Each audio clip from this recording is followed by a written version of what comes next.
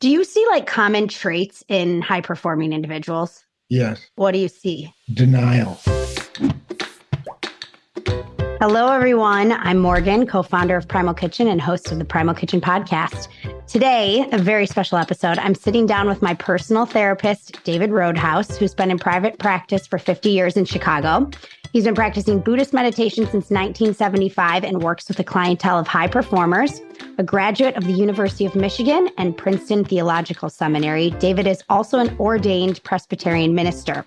Additionally, he's competed in triathlons all over the world until the age of 86. He won 3 national and 4 world age group championships in the 60 to 74 age group range. I'm so excited for you guys to get to meet David and listen to this super unique, special conversation with me and my therapist. Before we get started, a brief reminder that any and all opinions and views shared by hosts and guests on this podcast are the speaker's own and do not represent the view of Primal Kitchen or its affiliates or parent company. Hello, David. How are you? Welcome to the podcast. Thank you, Morgan. I just clicked in. I have you right in front of me. I love it. And you are in Chicago. How's it going over there? We have some sunshine today, which has sort of been unusual these days. I love it. It's wonderful. I love Chicago when the sun shines. Yes, that's very true. It's not all that often, but it's good that you get some sun. So those of you listening who don't know, David is someone I've had a very fortuitous relationship for a long time. He was actually my dad's psychotherapist when my dad was in his 20s. And then he became my psychotherapist when I was in my 20s. And now I'm 39. So gosh, we've had a relationship for like 15 years. Yes. And David is, I would say, from my perspective, but you tell me if I'm wrong, specializes in peak performance, both in his personal life and also in his professional life. So you have a plethora of, you called me once triple type A, but a plethora of entrepreneurial, high performing individuals in your practice. Is that fair to say? That's correct. Yes. I love it. So I want to focus on 2 areas, just peak performance as far as your own personal achievements, and then peak performance like mindset and what you see with your clients and just general advice in life. And you are one who has, you've participated in what I just learned before we hopped on, amateur age group triathlete. So this is like one step away from professional triathlete. So you're racing not for money, but for fulfillment, what you Right. Shared with me. But for those folks listening, David has won 3 national age group championships and 4 world age group championships, all from the ages of 60 to 74. So at what age did you stop competing? 76. 76. I mean, this is amazing. How many folks were competing in your age group at 76? Well, at the Worlds, there were at least 75 guys from around the world. At least. But I mean, to me, I'm thinking like, man, there's like only 75 guys around the world who could compete at that level at 76. So it's very cool. Can you tell the audience like what some of your key tactics were for just like training and nutrition that allowed you to compete in triathlon to the age of 76? Sure. Well, there are really multiple resources. It begins with having a wife, a spouse who is unconditionally supportive. Without that, the divorce field is very high. Yeah, I would imagine. Big time commitment. Big time commitment, yes. And subsequent exhaustion. So in terms of training, that's just major for somebody who's married. Then I would say that sleep ranks up very high in there because I'm continuing to work full time as a psychotherapist. And nutrition, I'd say, would be third. Yeah. And what specifically are you doing for sleep? Is there anything you do to help with sleep? Any supplements you take? And then I want to talk about just specifically diet when you were training. Well, I slept in a hypoxic tent for 15 years. Stop it. Yes. No. What does that even mean? Tell the listeners what that means for those who don't know. It means that I was sleeping in a tent that was probably 10 by 10 by 10. Okay. And a hypoxic tent means that you're breathing 1% less oxygen and sleeping at about 12,000 feet above sea level. And the idea is that you build more red blood cells to carry oxygen as the body works to do that during the night. And that's sort of the compartment you live in. I'm mind blown right now. Like, so do you have this set up in your bedroom or what's the deal? Yeah. Okay. So you can go online and buy a hypoxic tent and get this whole thing going. Is your wife sleeping in the hypoxic tent with you or she's in the bed? She has. Okay. We have instituted over the years, because I've been in the hypoxic tent, conjugal visits.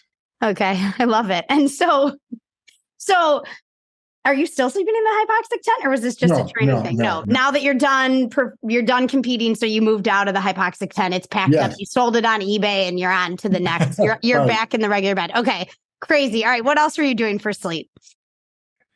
Well, certain times I've taken a sleep aid. Okay. That would put me to sleep right away, which is very helpful because with exhaustion, it's often hard to drop off. Oh, interesting. So are you talking like Ambien here or what are we talking? Well, I did Ambien for a while and then, Ambien sort of went sideways on folks and it did for me a little bit too. So melatonin has proved to be very helpful. And the sleep aid known as temazepam, which is a generic, that's something that is helpful. If I had the time in the mornings to naturally get into my day, that would be fine. But I was up at like 5 o'clock to train, so I couldn't afford not to drop off right away. Yeah. At night. So what time were you going to bed? Like 8? 8:30. 8:30. Yeah. I love it. As soon as the kids were in. Yeah, that's great. Okay. And so let's talk diet then. What were you doing how did your diet evolve over the years and what did you find worked the best? Well, I think working with my personal care physician, I learned sort of what my body was needing, and most pronounced was the need for iron. Mm-hmm. So I went on an iron supplement, but didn't like it. Was constipating. Yeah, I was going to say pregnancy. I'm familiar with the iron constipation. It's brutal. Yeah, it's not good actually. Yeah. So I moved right into red meat. And in order to avoid the fat, I went to fillets. So I was eating like a 6 to 8 ounce fillet 7 nights a week. Every night, fillet. Every night, yeah. I love it. Okay.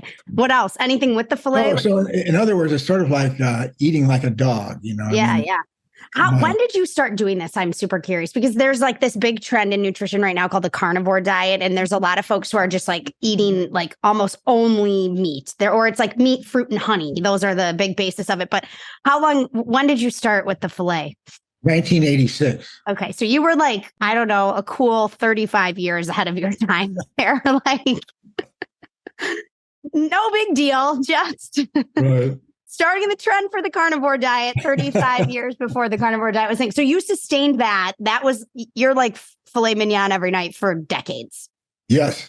And your blood work, did you see anything? Remind me, I'm like kind of remembering that maybe you were working with like someone who was also working with the Chicago Blackhawks. Is that correct?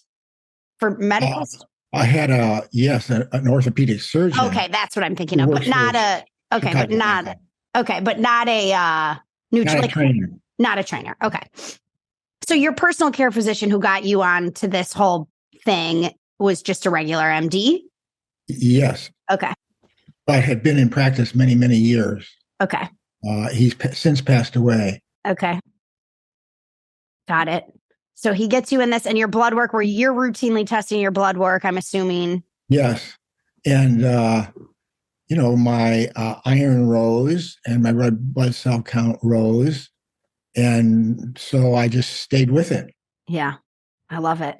What's up with why are the red blood cells? Why is this so important? Well, that's how oxygen is delivered to the muscles. Okay. So for performance, this was like the most important thing for you to focus on. Definitely. Yes. Okay. So back to my earlier question, was it red meat only? Or are you having like a side of broccoli? What's going on for breakfast? So red meat is probably at the heart of it, but then there would be vegetables. It's funny you mentioned broccoli. I ate a lot of broccoli. I still do. I love broccoli. And other vegetables and fruit, of course. I'm a chocoholic. Me too, man. Me too. I love chocolate. Yeah. And so I would virtually every night, I would finish off a whole bar of Toblerone chocolate. Oh, geez. Yeah. David. Love Toblerone. Our marketing director, Anna, and I did a hike through Torrey Stub behind the national park in South America. And we every night, it was like our treat to eat like 3 pieces of Toblerone that we carried with us. So I have fond memories of Toblerone. And then what was breakfast like for you? Were you training in a fasted state? Were you having breakfast before training? I would train and then eat, usually oatmeal, maybe with a side of eggs.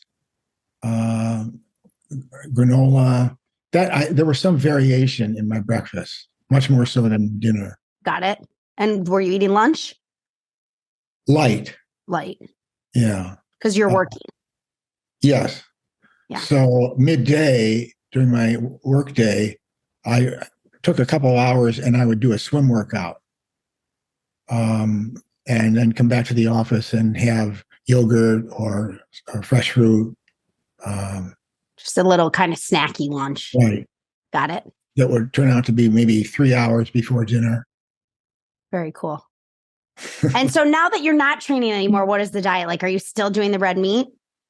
Yes, but only probably twice a week. Okay. And my red blood cells count is steady. It's not being taxed. Okay. It's stabilized without the number of portions of red meat. So I'll have salmon, chicken. You're switching it up. Right. Whitefish. Yeah. I love it. Is Oda loving this variety back in the diet at night, or were you cooking your own steak all these years? I would cook my own steak. Okay. You're so self-sufficient. I love it. Okay. All right. So for those listening, your story, how you got into psychotherapy and kind of your modality of practice these days is very interesting. So can you give everyone just like a brief 2-3 minute overview of kind of how you ended up with the type of practice you had? And then we got to talk about obviously meditation and Buddhism. And I think this will be a nice segue into how that came into your practice. Sure. I graduated University of Michigan and then headed off to Princeton Theological Seminary. I wanted to become a minister. And so they have a 3-year program for a Master of Divinity. So I was there in Princeton for 3 years and earned a Master of Divinity, and then was ordained a Presbyterian minister and came to Chicago and did an internship and a residency as a chaplain working in the outpatient psychiatry department, as well as working with terminally ill cancer patients, which I did for several years. And back then, this was in 1969, 1970, they didn't have the kind of cures that exist today, 50 years ago. So if you were so unlucky as to not be cured through surgery or radiation, then you had to go to chemotherapy. And chemotherapy then really was more extending one's life, for the most part, for most people, and was really rough. And so I counseled with literally hundreds of terminally ill patients. And at the same time, Dr. Kubler-Ross's book on death and dying came out, and she was at the University of Chicago at the same time. I did several seminars with her on death and dying. And meanwhile, concurrently, I was this was all under supervision, working in the outpatient psychiatry department at Rush Medical Center, which then was known as Presbyterian St. Luke's Complex.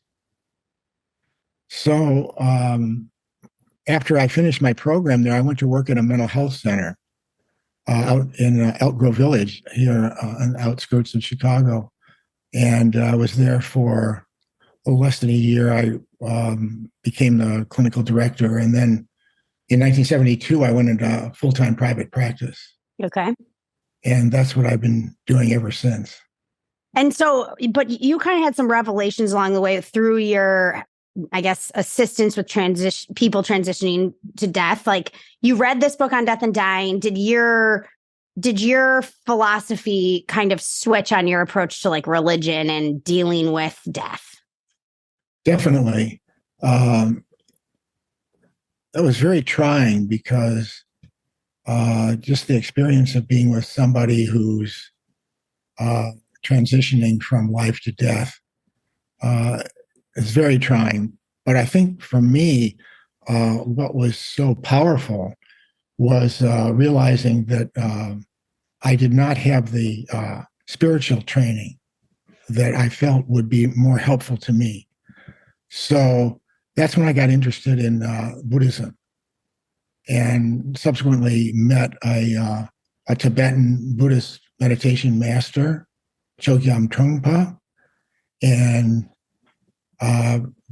became a student of his, and began meditating. And this was in 1975 that I began meditating daily. Wow. Very fascinating. Did he write what book? You told me early on, like I remember so this is 15 years ago, so bear with me, folks, but you had me read some book I got, and I can't remember the name of it now. And I remember it was the first time I was ever exposed to like meditation at all. I remember the book was like, close your eyes and just like observe your thoughts. And I'd never done that before. I can remember where I was. I was at the Hinsdale Golf Club, sitting in a lawn chair, like at the pool with my 20-something-year-old friend. And I remember thinking, holy shit, like I've never listened to my mind. This is crazy. There's thoughts coming through here a million miles an hour. Like, we're just these humans with this supercharged computer in our brain having this otherworldly experience. And it was like, I mean, I distinctly remember like even which lawn chair I was sitting in specifically at the pool. God, do you remember what book that would have been? You told me. Yes. Cutting Through Spiritual Materialism. Okay. Yeah. That's his classic. Okay. Got it. And that was your sort of mentor. How did you meet him? He, after his book, Cutting Through Spiritual Materialism, was released, he came through Chicago and did a seminar at the University of Chicago. And I went on a Friday night and heard him, and decided I would do the seminar for the weekend. And then I got introduced to meditation that way. Very cool. I love it. What was your like biggest learning from all of the folks that you worked with when you were at Rush? Who were terminally ill? Yeah. Yeah. Was there any big takeaways from that period of time? Aside from, I don't have the spiritual tools I need? Well, yeah, just the importance of being able to be present in the midst of a highly emotional circumstance, with other family members being present. So what interested me so much about Buddha Dharma, Dharma is the teachings of the Buddha, and it means the way things are, the truth of the way things are. So as I got interested in Dharma, combined with sitting practice of meditation, I found it to be enormously helpful, and became, even more of a student with really very consistent meditation practice, and found that my world began to open up in terms of being able to be present. And that has been beneficial in so many different ways, both professionally and personally. Yeah. I would say Buddhism has definitely like had its moment, or it's having its moment. I think meditation's been like, we've had there's been a lot of innovation in the field. You've got like the Calm app, and there's different devices people are doing now. And there's much more awareness now about the benefits of this, right? I think Yes. University of Wisconsin's done a lot of research that supported the mental benefits of it. But back then, you had to be kind of like renegade. I don't know. Like, people weren't talking about meditation. I mean, I remember growing up, my dad put the suit on every day, financial advisor, commuted to a very traditional job in finance downtown Chicago. But we had he had a cushion and the whole Buddhist setup, and he meditated every day growing up. And it was this juxtaposition, right, of this human you wouldn't think who was starting his day sitting every morning. But how was that kind of? How did you incorporate this in all your clients' practices, or like how was that received? What was it like being kind of on the forefront of that movement? Well, it really meant being responsive to people's curiosity or their interest. Since as a Buddhist, there's no evangelizing that really goes on in being a Buddhist practitioner. Mm-hmm. It's really more somebody discovering that it through their curiosity or through a circumstance of things not going so well in their life, and being introduced to the sitting practice of meditation, which in this Tibetan Buddhist practice is it has been practiced for 2,600 years, and it's known as shamatha vipassana practice. Shamatha means peaceful abiding, and vipassana means clear seeing, and that's what is taught, and then that's what is practiced. Now, it's there's a lot that has been sort of co-opted conventionally, and it's proved to be beneficial to a lot of people, which is mindfulness awareness practice. So that actually is what shamatha vipassana is, mindfulness awareness practice. And it's very unaided. It's sitting, quieting your mind, and the practice of continuing to just bring yourself back to the present, right? Like I remember labeling my thoughts, thinking, and then moving them away and going back to the present, labeling my thoughts, thinking, and then moving them away and going back to the present. I don't know. That was kind of what I remember from when I was starting out. Yeah. So the primary technique is coming back to your breath. The interesting thing about the breath is that it's always present. When we're breathing, it's not 10 minutes ago. Right. Yeah. Or 10 seconds ago, and it's not 10 seconds ahead in the future. It's very much in the present. Yeah. So that has traditionally been Buddhist meditation. Very cool. And so, okay, let's go back to your practice. So you transitioned to private practice. You've gotten into Buddhism. There's articles written about this, so I don't feel like I'm sharing anything that isn't out there publicly, but you had a big client, Richard Melvin, who's a famous restaurateur entrepreneur in the Chicagoland area. He's behind Maggiano's and a bunch of other very well-known restaurants. And I remember reading an article where he was quoted saying, I think he implemented where he would pay for all of his staffs, like some portion of psychotherapy for all of them. And he felt like it was just tremendously important for his trajectory and the success of his business, personally and professionally. So how did you then, and then I know you have some other, I'm not going to go there, but some other, clients who have done some very entrepreneurial clients. Like, how describe your practice? Who are you working with? What do you specialize in? Like, well, all of that is confidential, of course. Yeah. But I can speak generally. Generally, not people. We don't need to name names, just generally. Well, I can name one name, and that would be you. Well, right. Yes, there's that. But when I met you, I was just a hippie 25-year-old who had gotten back from 2 to 3 years traveling around South America and was having really bad reverse culture shock. But yes. And practicing yoga. Yes, I was practicing yoga. That's very true. Yeah. And certainly doing some surfing as well. And a lot of surfing. Yes, there was that. So I think your yoga was probably very helpful in a way because it had a contemplative facet to it. Yeah.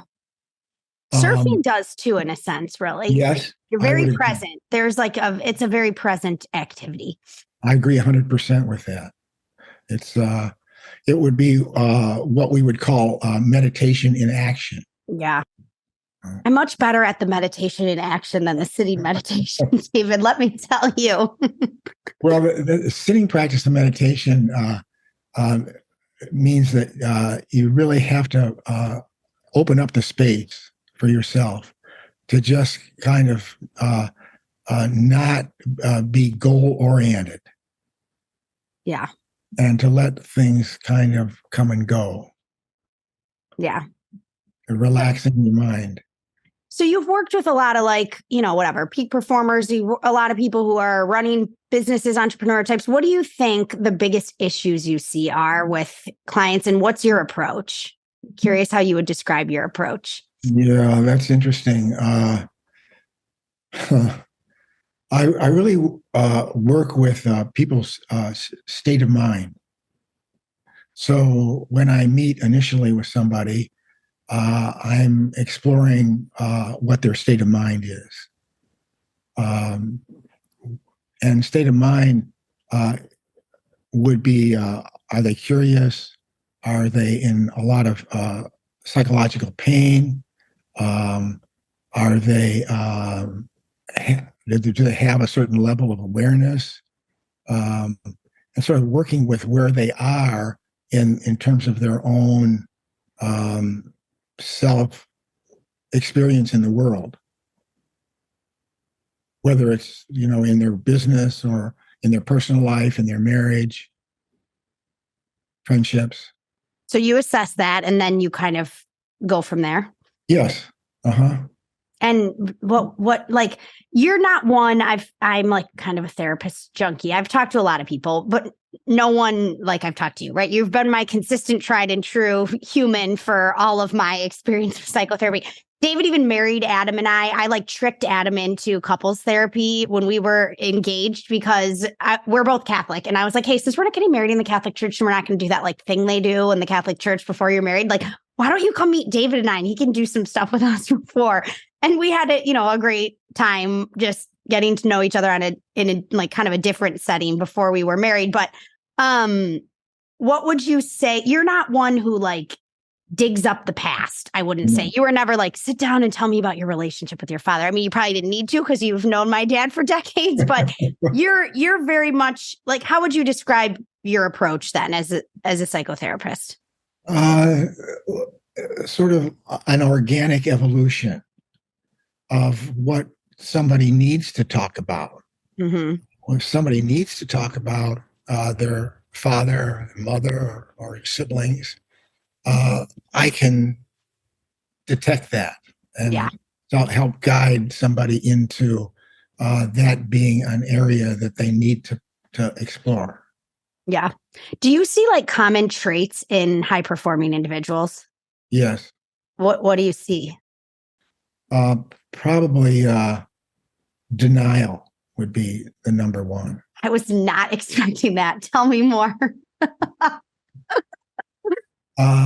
It's like a super version of compartmentalization. So in order to keep accomplishing, they've got to tune out what's other areas of their life. And usually those areas then become troublesome. And that's what we need to work on. Interesting. So like they'll like ignore their marriage or something like that. Yeah. And then the marriage becomes an issue and then you got to bring it back in. Right. So balance, like they're not balanced a lot of times. Yeah. I mean, it's something that is difficult to achieve. Nowadays, it's really talked about a work family balance, a work personal life balance. But that has a an image of walking a balanced beam. Mm-hmm. And that's not exactly what I think being balanced is. I think being balanced really has more to do with being open to what one is truly experiencing, feeling inside, and becoming congruent with that. Mm-hmm. Understanding it, understanding yourself, understanding limits, understanding fears, understanding aspirations as well, and fundamentally needs. Interesting. So would you say that some of your like maybe less achieving, we'll just say professionally achieving individuals are happier than some of your higher achieving individuals? Are you asking if lesser achieving individuals are happier than I don't know. I'm just curious if you're like high achievers are kind of in denial and avoiding other areas of their lives. Is there, I don't know, what's the learning there? Like if you're maybe, I don't know. I'm just curious. I'm digging if there's some sort of, I don't know, something you work with folks who aren't like trying to dominate their industry. They're just chugging along. Like what do you see the difference of these two folks in terms of happiness? Well, that group has achieved a measure of well-being, and they continue to excel. The really overachievers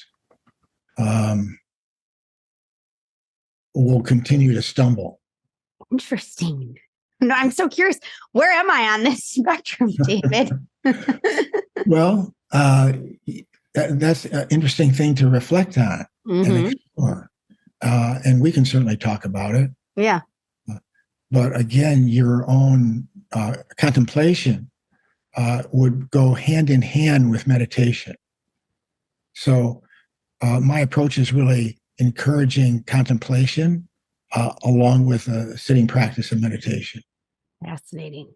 And the folks you work with that struggle the most, like what's some learnings out there for folks if they're just like, maybe they're not familiar with psychotherapy, they've never seen anyone. And if there was like one thing you could tell someone listening that would improve their life, like what would it be? Be kind. Be kind. Tell me more.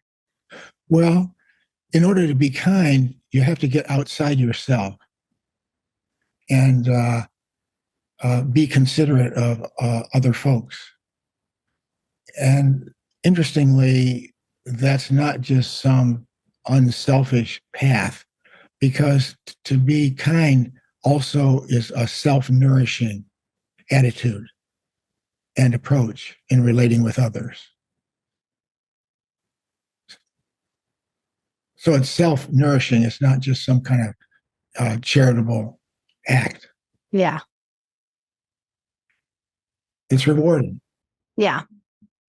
It's interesting because I feel like you're not, someone might think, oh, we're big on Buddhism. It's a lot of just like, passive kind of like observing, but that is like not my experience with you. Like I remember in my 20s, I was working at an advertising agency and I was totally overperforming and underpaid, but they gave me a chance. I was happy. There was a great boss, that I had. I mean, I loved working there, but I remember you were like, you need to go in and ask for a raise. And I was like terrified. I'm like, totally terrified. So I like typed up this one pager and I like marched in. I think I was probably shaking. And I was like, look, I'm handling. I remember. I was like, I'm handling X amount of revenue for the business. Like my account's grown 60%. I need a raise. And my boss was like, okay.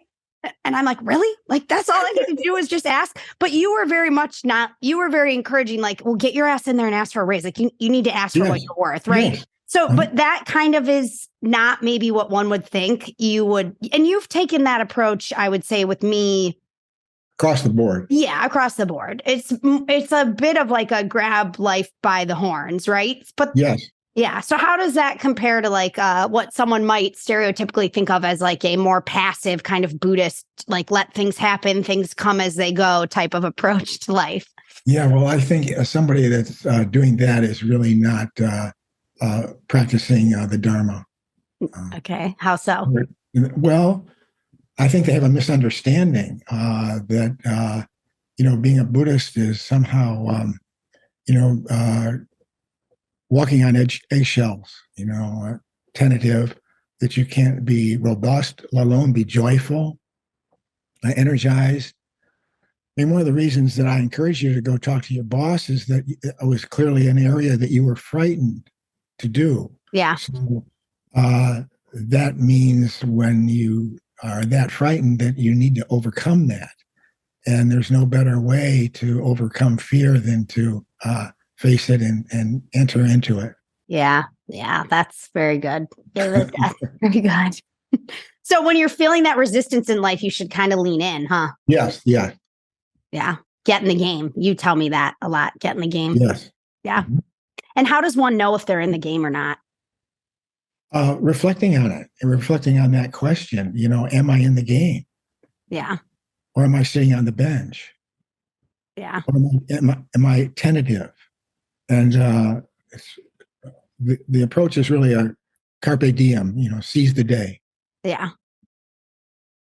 Do you feel like as I don't know, culturally, what's happening in the world, or like young folks these days, or like, how is fear playing out? Do you think like fear is something that you've kind of seen it's the same over time through your practice? Or do you feel like fear is presenting itself in different ways in like clients these days or in culture these days? Like how is that's an interesting fear?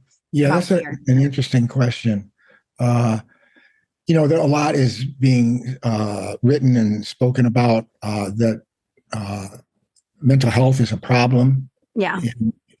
Worldwide, perhaps, but certainly in America. And I believe that, and I've seen that occur in people that I'm working with. So where does that come from? Well, it's sort of multifaceted, but one of the places I think it's coming from is the speed with which information is coming into our lives. And it can be really overpowering and disorienting and difficult to digest and process. And that has an unsettling kind of effect on people's mental state and their behavior. Yeah. And I don't want to take the discussion into a political dimension, but we don't have a lot of great models out there for mental health. Yeah, that's for sure. Even in the celebrity world or in the sports world, there's not a lot of great models, really. I mean, there's certainly some, but yeah, that's an interesting point. And America is such a celebrity-driven society, aren't we? Like more so than other communities around the world. Yeah, I know. God. Interesting. So tell me, if someone were to ask you what's the meaning of life, how would you answer that question? Well, meaning is flat. It is one-dimensional. Experience is multidimensional. So we say, what is the most important experience in life? We're just talking about kindness, but something that I do with my own family every Thanksgiving before we eat in front of the fireplace. I give a talk on the attitude of gratitude. So I would say that gratitude is extremely important. Having an attitude of gratitude. Yeah. And your family, you have how many kids? 4? Yes. 4 kids. And how many grandkids these days? 9. 9. It's great. Yeah. I love it. Speaking of parenting and marriage, what would you say the key to a happy marriage is? That's a great question because it relates to what we were just talking about. Being kind, which includes being respectful to one's partner, listening, being willing to put forth effort. It's funny, my wife and I have been married for over 50 years now. And when we went out to dinner to celebrate our 50th wedding anniversary, the server came over at the end of the meal and said, you guys it's really how have you stayed together for 50 years? And simultaneously, both my wife Oda and myself said effort, Yeah. a willingness to put forth the effort into caring about how we treat each other, how we speak to each other, how we regard each other.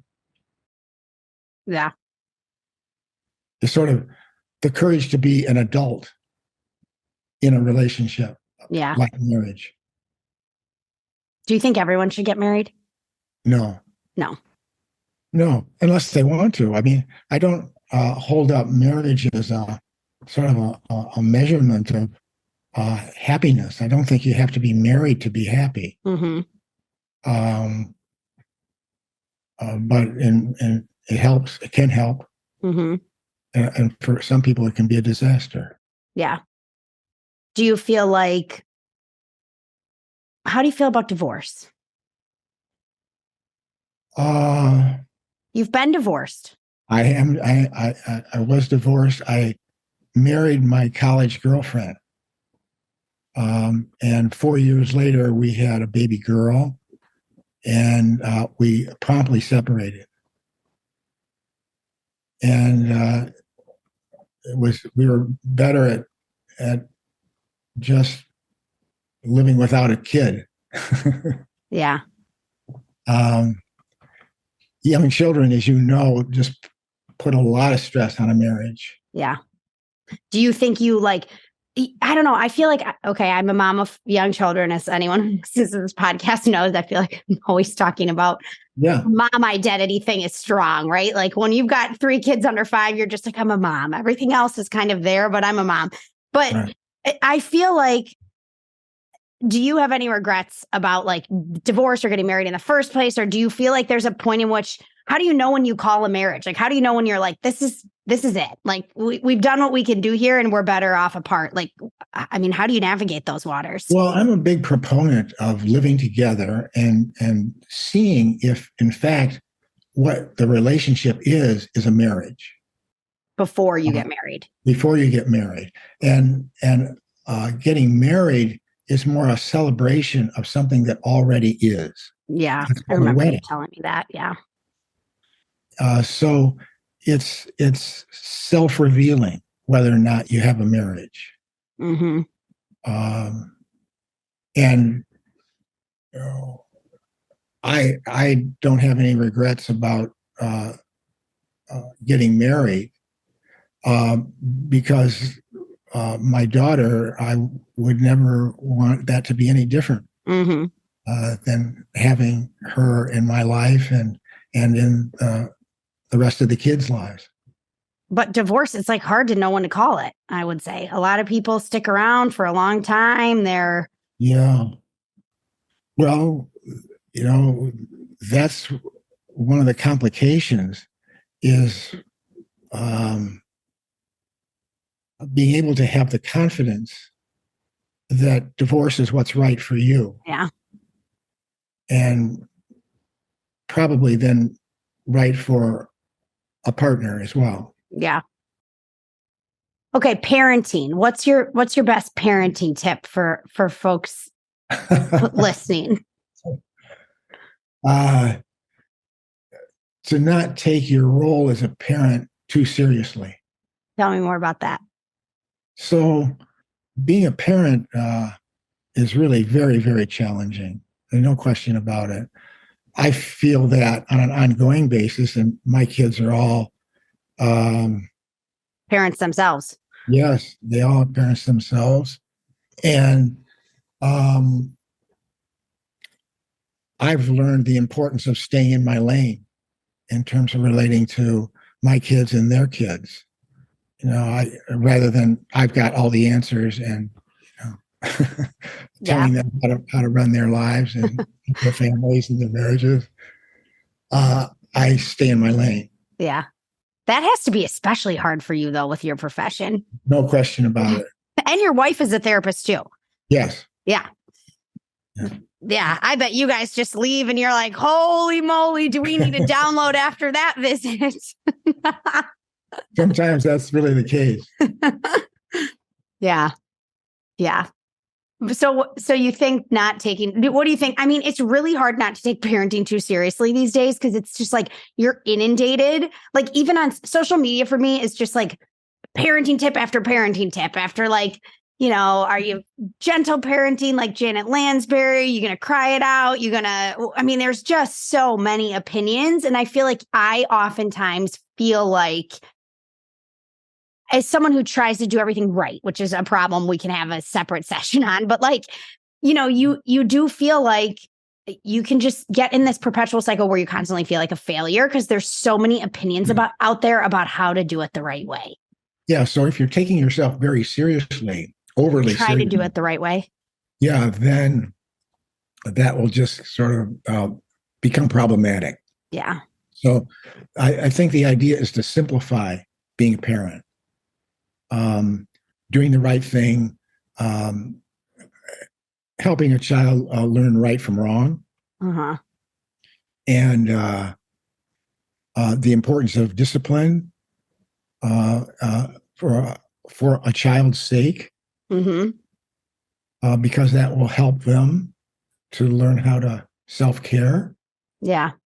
Outside of your family, did you have any, like your family and the meditation teacher, did you have any like very important relationships? Like what were the most important relationships for you in your development, your whole life, I guess? Well, I would say early on would be my swim coach. Okay. As a kid. And then a college professor, and then a theologian, my relationship with a theologian. Then as well as my meditation master. Got it. Your meditation master. Yes. Okay.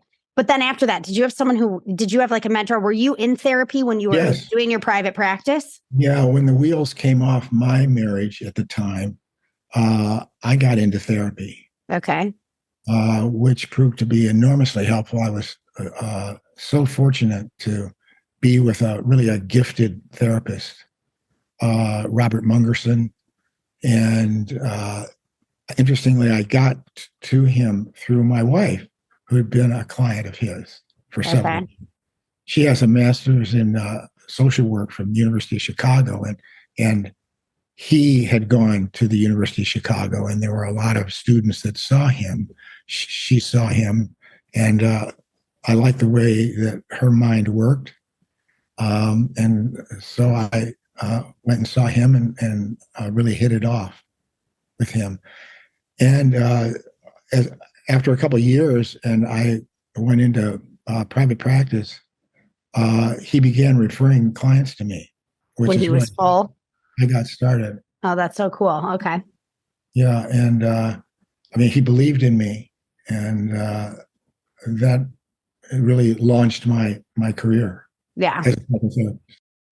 It's so crazy how someone believing in you is so powerful when you're at that age. I mean, I feel that way about Mark, right? Like at Primal Kitchen, like Mark really let me run with it. He really trusted and believed in me, but I had no business, running Primal Kitchen. Like I really didn't. I mean, I did, but I really didn't. Like he gave me a lot of, I don't know, permission that wasn't necessarily proven on the back end. And, we had it was just such a cool opportunity for me. A lot of people aren't fortunate enough, I feel like, to have that. But if you can find that, I think that's such a tremendously powerful thing.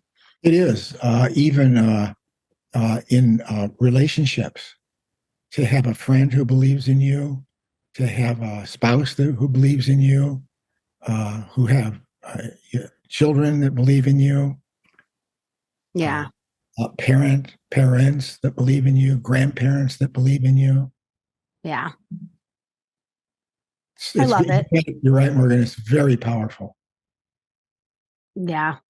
Okay. I'm transitioning to something a little bit more morbid, but let's talk about death. This is like a big fear, I feel like, mine. I know I have a girlfriend. We're always talking about like, oh God, this like massive fear of death. Like, how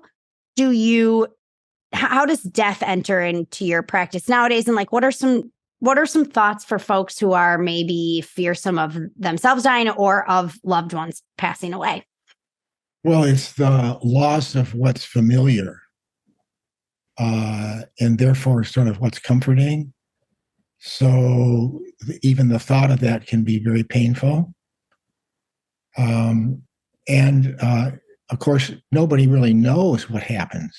Right. People have faith as a result of what they feel may happen after death. But it's really interesting, Morgan,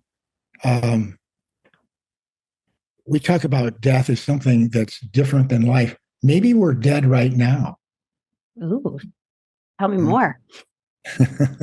In other words, as a result of cause and effect, we happen to be alive right now. That's what we call it. Yeah. But maybe. What if this is the afterlife? Yes. Interesting. Yeah. Mm-hmm.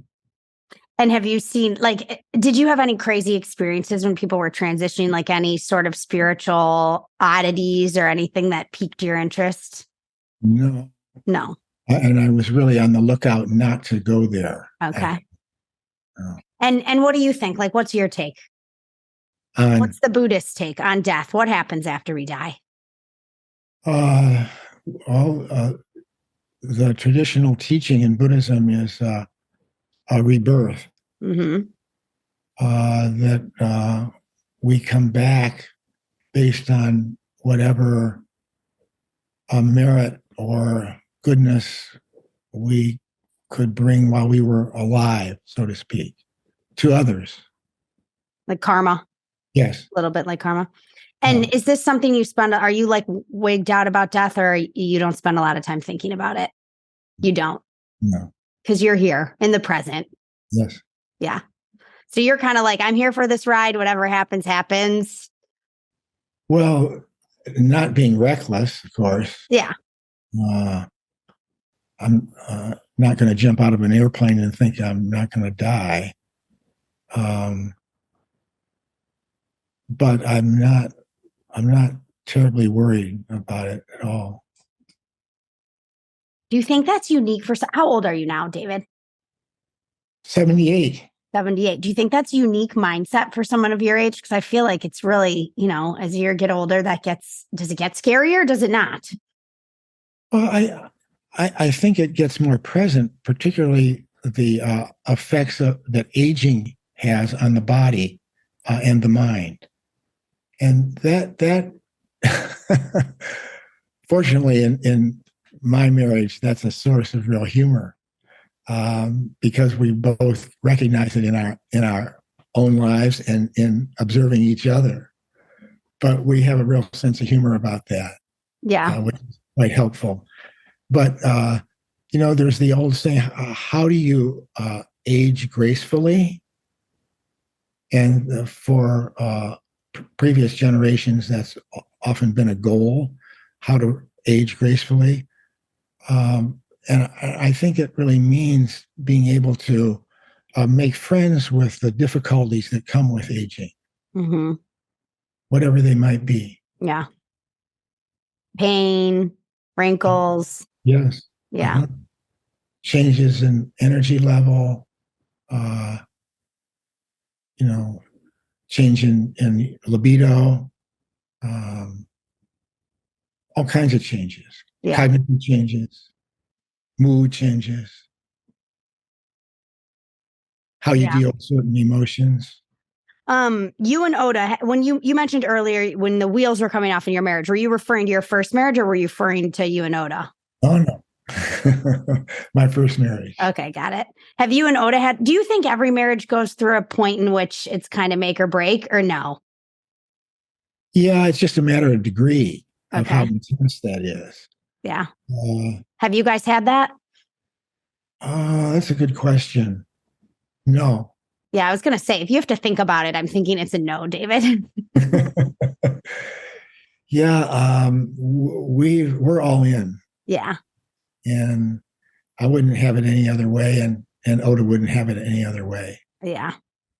And sex. Let's talk about sex. Where do you think sex ranks in the importance scale of just life happiness, marital happiness? I think it's very important. And are you saying that just because you're a guy, or are you saying that because you think that for everyone? a man? Uh, no, I think it's true for males and females. Um, mainly because it's something that we're capable of. We're capable of feeling sexual pleasure. And that's not something to be underestimated in how it affects an overall feeling about oneself and about life. I mean, Odin and I continue to be sexually active at this stage in our lives, and we'll continue to do that for as long as we can. Yeah, I love it. Yeah, I'm like I turned 39 last week, and I'm like, man, it's like crazy, this whole aging thing. I don't know if it's just Southern California or I don't know what it is, but I feel like I had a moment with one of my girlfriends last week where we were like, man, we are like not the like hot young 20 something girls who are patrolling this trade show anymore. We used to like go to Expo West and we're like, we're here to party, you know, like, right. And 40, you're probably like, come on, Morgan, you're not even 40. You just turned 39. Give me a break. But there is definitely just like some background, I don't know, just moving into the next phase of sexuality and how you view yourself and aging that is interesting to come to terms with when you're, and I'm not like my identity, as you know, was never really wrapped up in being like the hot girl. That was never my thing. But it still is just, it's hard. It matters. And it is hard. It's like, I think it's hard for women, middle-aged women who, you know, maybe got a lot of attention for looks and sexuality and youth, especially in our culture, and then how our culture values an older population. Like, do you see that in your practice? Definitely, no question about it. And we come back to, the historical Buddha, after he became enlightened, he, in his first teaching, he taught what came to be known as the Four Noble Truths, or as my meditation teacher taught, the Four Savage Truths. Okay. The first noble truth is the truth of suffering, that every human being experiences suffering in one degree or another, or in different kinds of suffering. It could be the suffering of anxiety, the suffering of fear, the suffering of unhappiness, the suffering of overattachment. So it's pretty natural to come up against painful emotions that I believe are inherent in being a human being. And you can, as you're sharing, it's come up for you as you turn 39. So, good Lord, what's happening here? How did I get to be 39? I'm sure you think of yourself as 29. Yeah, I do. Yeah, of course. And there's some basis for that. I mean, I don't think that's delusional for you. Yeah, meaning I still act 29. You've taken good care of yourself, and you continue. Yeah.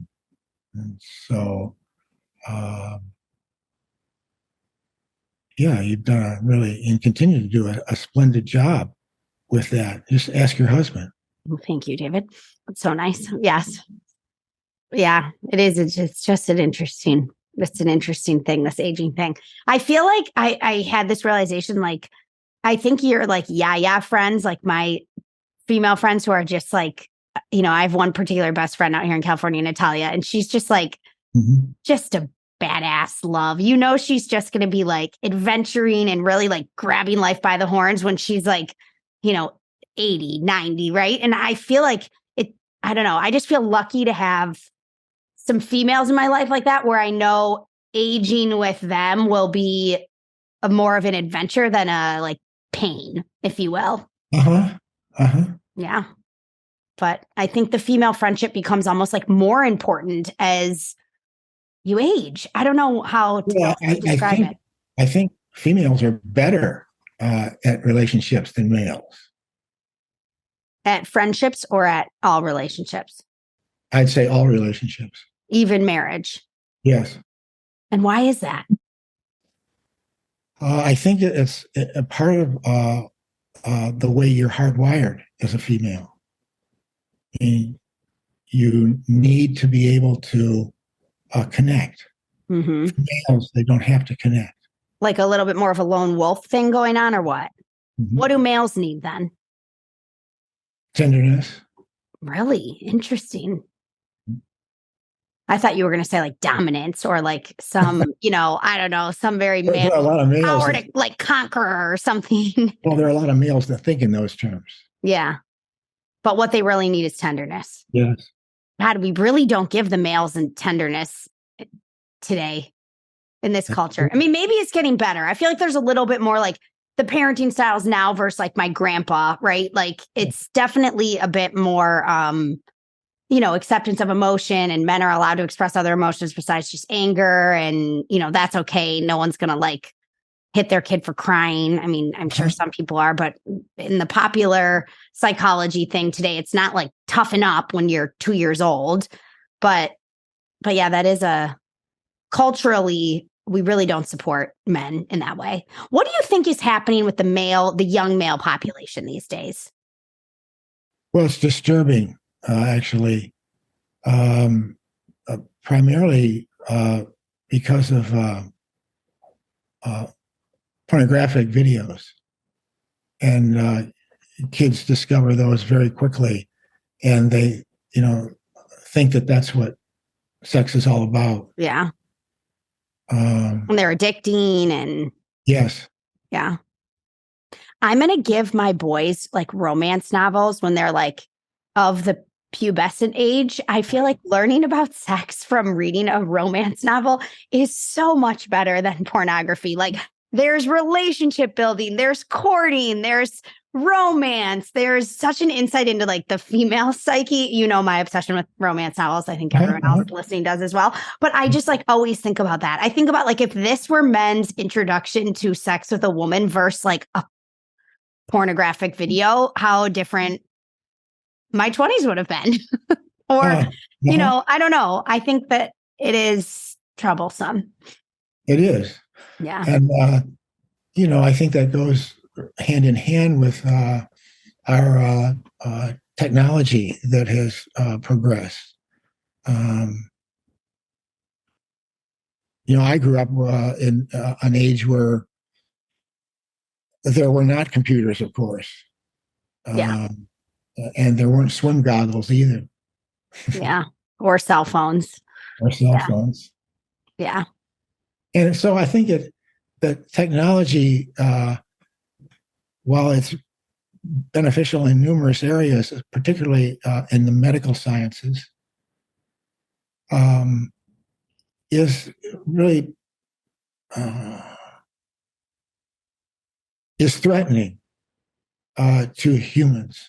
Mm-hmm. Maybe I sound a bit like a sci-fi freak in that way, but I really see that happening. Yeah. Well, it's timely. We've got like Chat GPT and AI taking over. And yes. It's interesting to see this experiment we're living in real time. Right. And how you parent in the context of all that happening. Yeah. And what you do in your marriage as well. Yeah. And in friendships. Any tips? Yeah, I think that having a friend who's a confidant is extremely helpful in life, whoever that might be. Find someone. Mm-hmm.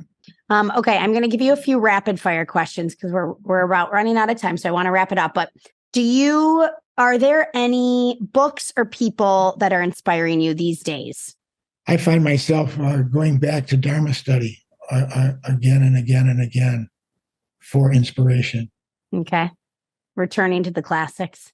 Are you doing any more silent retreats? You led a silent retreat a couple years ago. Where'd you go? Bhutan? Am I saying that right? Yeah. In Bhutan. And I was there on retreat in in 2018 and 2019 as well. And teaching. I was teaching in Bhutan. Cool. A monastery where one of my teachers used to teach, Dilgo Khyentse Rinpoche. Cool. Yeah, it was wonderful. Are you going to go back? Yes, I want to go back. I want to go back to Bhutan. It's really a magical kingdom. A country where they measure the gross domestic happiness instead of the GDP. I love it. Yeah. Yeah. It's great. Okay. What is a weird like health thing you're doing these days that most people aren't doing? So that sleeping situation you have going like really takes the cake for you. Is there any other supplements you swear by these days, or anything you're doing that hormones, who knows what, anything you're doing that's really like you think powerful that is unique? I walk 3 miles a day, rain or snow. Okay. And that after training for 30 plus years to race, I've found it to be so life-giving. It's wonderful to be in nature. Yeah. Every day. I won't let a day go by without being outside and walking. Are you still getting up at like 5 a.m, or are you sleeping in these days? I wake up at 5 anyway. Okay. If I go to bed late, I wake up at 5. If I go to bed early, I wake up at 5. You sound like my 9-month-old. Yeah. Well, I probably am very much like your 9-month as well. I love it. Okay, my last question, I ask everybody this, but what is something most people don't know about you? Probably what a wuss I am. What do you mean? That I'm probably much more of a scaredy cat than meets the eye. Like you're afraid of heights, you're afraid of driving, you're... Shyness. Shyness. Okay, interesting. Yeah, I would say that I'm much more shy than meets the eye. Okay, so you're like a secret introvert or some sort. Yeah, there's an aspect of myself who's very introverted. Interesting. I would not have guessed that. I love it. So this wraps us up, but I know everyone listening is going to be like, okay, how do I work with David? Are you taking anybody else in your private practice these days, or are you maxed out?